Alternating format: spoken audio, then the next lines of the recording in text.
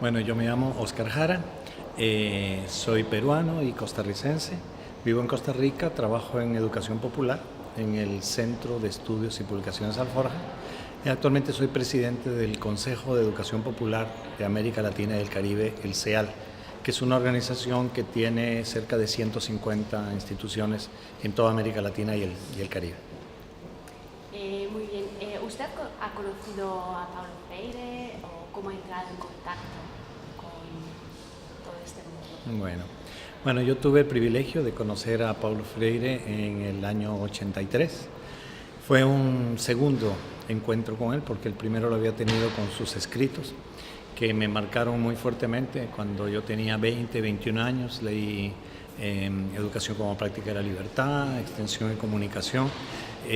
Por esa casualidad de la vida me interesó un curso sobre alfabetización que estaban dando con un método de un brasileño que estaba en Chile, yo estaba en el Perú en ese tiempo, y se me ocurrió llevar ese curso y no sabía que me iba a cambiar la vida, que me iba a cambiar la manera de pensar y de mirar las cosas.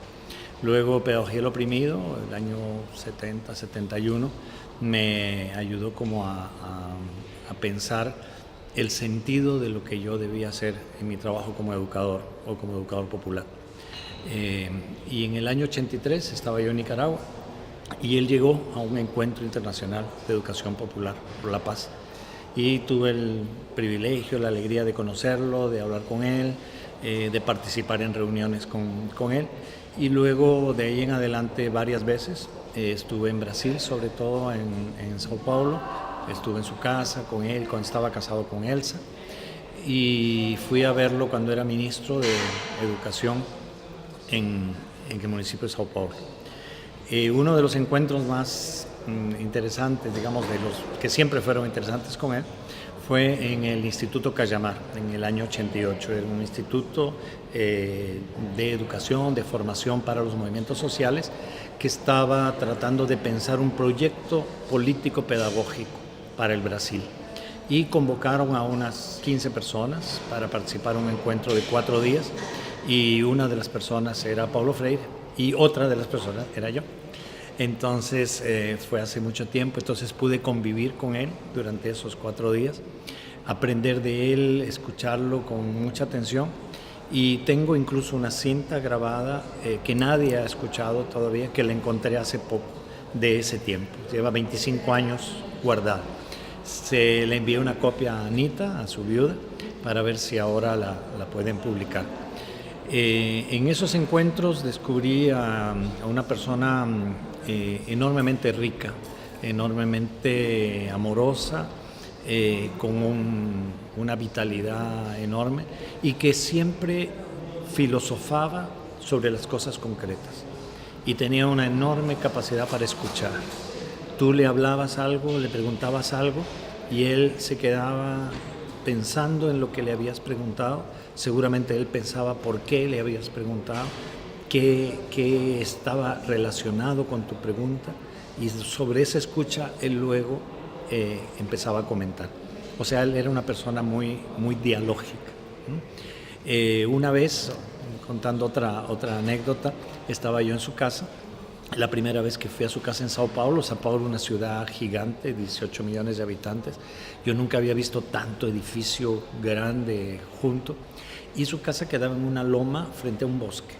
Pero uno llega por detrás, y llegó un momento que entré a la casa, nos abrió Elsa, la que era su esposa, y entramos. Y mientras esperamos a Paulo, yo vi una ventana que daba a un bosque. Y me quedé asombrado. En eso sale Paulo y entonces nos saludamos y le digo, qué increíble, es asombroso que exista esto.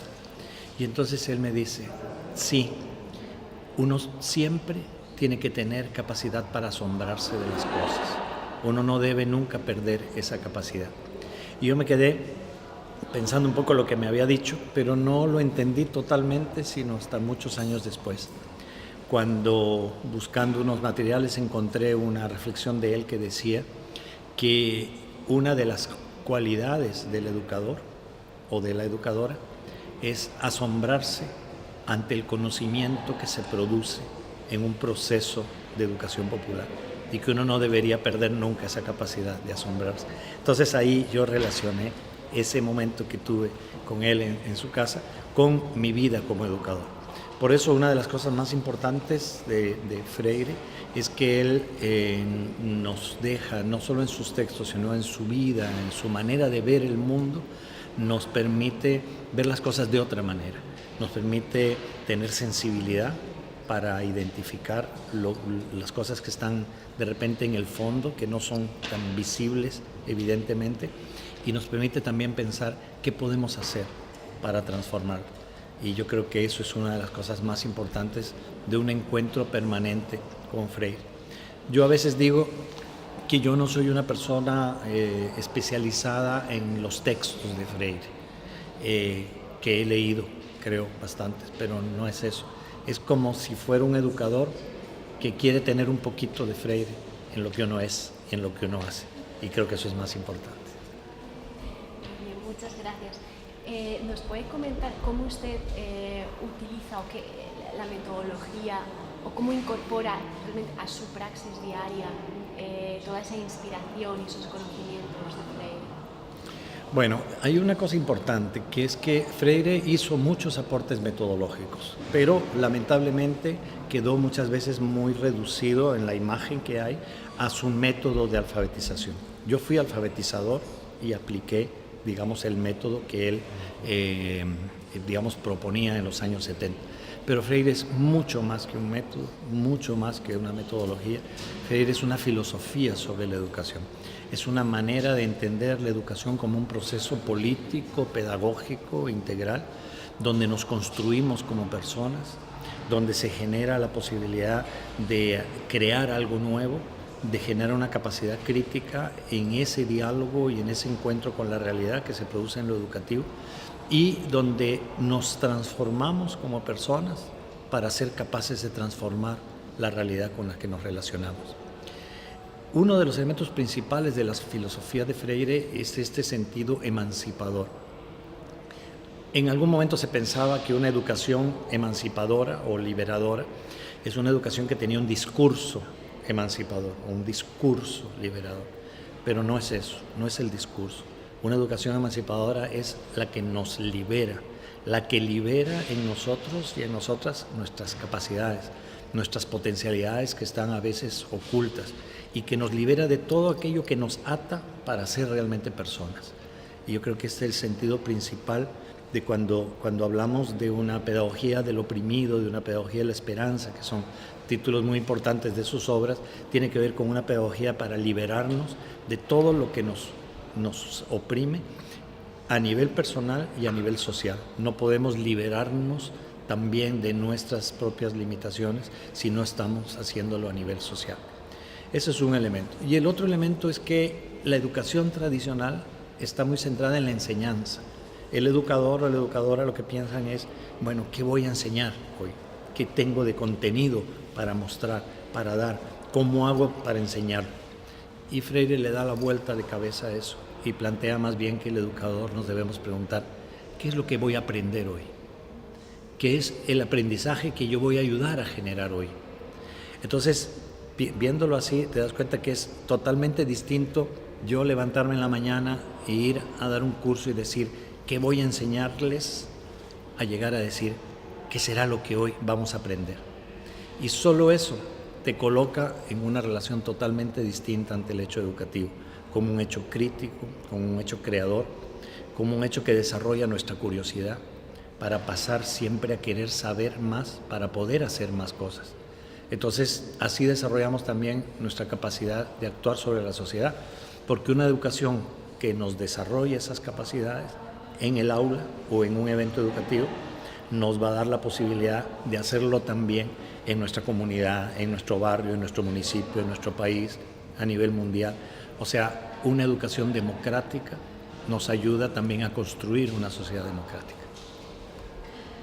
Muy bien, ya para terminar, ¿se nos podría contar alguna historia o algún momento que usted como educador realmente le haya emocionado, le haya, como decía antes, ¿no? Me ha sorprendido? Bueno, Podemos pasar todo el día hablando porque es algo permanente que ocurre, porque cada oportunidad precisamente es una aventura, ¿no? Pero tal vez yendo hacia el origen, hace muchos años, el año 72, tú todavía no habías nacido, yo estaba empezando a trabajar como alfabetizador en una zona rural en el Perú. Y llegué a un lugar, en una zona campesina, donde teníamos unas clases de alfabetización, las primeras clases.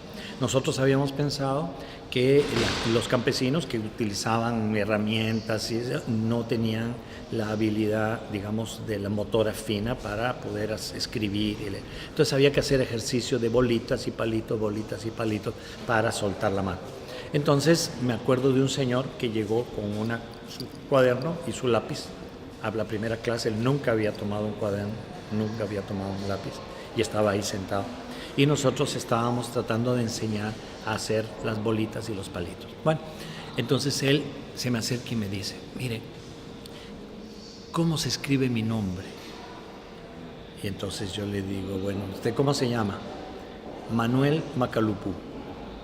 Entonces yo agarré el cuaderno y escribí Manuel Macalupú con las letras con las que íbamos a enseñar, pero era la primera clase. Y empezamos y en eso lo veo que él estaba queriendo copiar en su cuaderno. Y así estuvo mucho rato, yo tratando de que él, bueno, quisiera las bolitas y los palitos, y las bolitas y los palitos. Y digo, pero no se olvide de hacer el ejercicio. Sí. Al día siguiente, eso fue como un miércoles, un jueves lo mismo, un viernes igual, y nosotros haciendo ejercicios y él haciendo... Bueno, el asunto es que el día lunes entra con una sonrisa así enorme y me dice, profesor, el sábado fui a cobrar mi salario y ya no puse mi huella, sino que firmé. O sea, para él escribir no era simplemente un acto de lectoescritura, era ser persona. Y eso creo que fue una de las emociones también más grandes que he tenido en mi vida. Qué bonito. Si nos pudiera definir a Freire con una palabra y una emoción. Sé que es dificilísimo, pero la primera cosa que le venga a la cabeza. Bueno, lo que él dijo. Dice, cuando yo me muera, dice Freire, me gustaría que me recuerden como una persona que amó. Y así lo recuerdo, como una persona que amaba la vida, amaba a la gente, amaba la capacidad de construir, de descubrir cosas nuevas, amaba la relación, la comida, y en ese sentido su propuesta transformadora, muy revolucionaria, es una propuesta cargada de amor. Y ahora ya si le dejo que nos haga una pregunta. A Italia, ¿qué pregunta usted nos haría? Pues Italia con esa historia que tiene, ¿no? Tan diversa por sus regiones, tan rica por todo lo que tiene de cientos de años de historia, tan convulsa por todas las circunstancias que ha vivido y que vive en estos años con tanto cambio. La pregunta sería a los educadores y educadoras, ¿no? ¿Qué es lo que podríamos hacer inspirándonos en la filosofía freiriana para construir una pedagogía transformadora que recoja toda esa riqueza que tiene este país y que también enfrente todas aquellas cosas negativas que también ocurren o han ocurrido en la historia?